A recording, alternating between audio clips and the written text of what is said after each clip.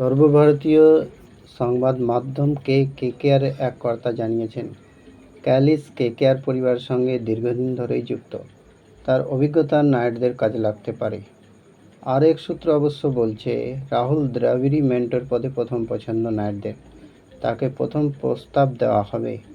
নিতান্তই তিনি রাজি না হলে ভাবা হতে পারে অন্য কাউকে।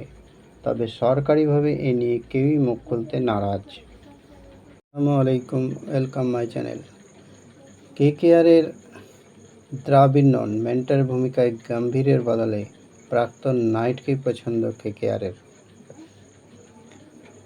কেকেআরের মেন্টর পদ ছেড়ে জাতীয় দলের কোচ হিসেবে যোগ দিতে চলেছেন গৌতম গম্ভীর। শুধু তাই নয়, নাইট কোচিং স্টাফ থেকে অভিষেক নায়ারও সহকারী কোচ হিসেবে যোগ দিতে পারেন জাতীয় দলে।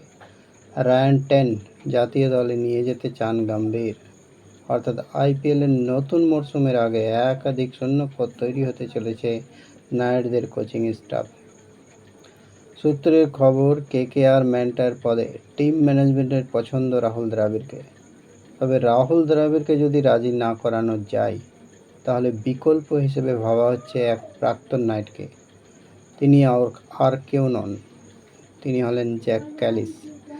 2012 থেকে 2014 গম্ভীরের চ্যাম্পিয়ন দলের সদস্য ছিলেন ক্যালিস। 2015 সালে তিনি ছিলেন নাইটদের ব্যাটিং পরামর্শদাতা। পরে 2019 মরশুম পর্যন্ত নাইটদের হেড কোচ পদেও ছিলেন ক্যালিস। তিনি পদত্যাগ করার পরই কোচ করে আনা হয় ব্র্যান্ডন ম্যাকালামকে। গত মরশুমে গম্ভীরকে ফেরানোর পর 10 বছর বাদে আইপিএল চ্যাম্পিয়ন হয় নাইটরা। গম্ভীর মেন্টর হিসেবে কাজ করলেও গত মরশুমে হেড কোচ ছিলেন চন্দ্রকান্ত পণ্ডিত। আগামী মরশুমেও হেড কোচের পদ তিনিই থাকছেন, কিন্তু মেন্টর পদে ভাবা হচ্ছে ক্যালিসকে। সর্বভারতীয় সংবাদ মাধ্যম কেকেআরের এক কর্তা জানিয়েছেন, ক্যালিস কেকেআর পরিবারের সঙ্গে দীর্ঘদিন ধরেই যুক্ত। তার অভিজ্ঞতা নাইটদের কাজে লাগতে পারে।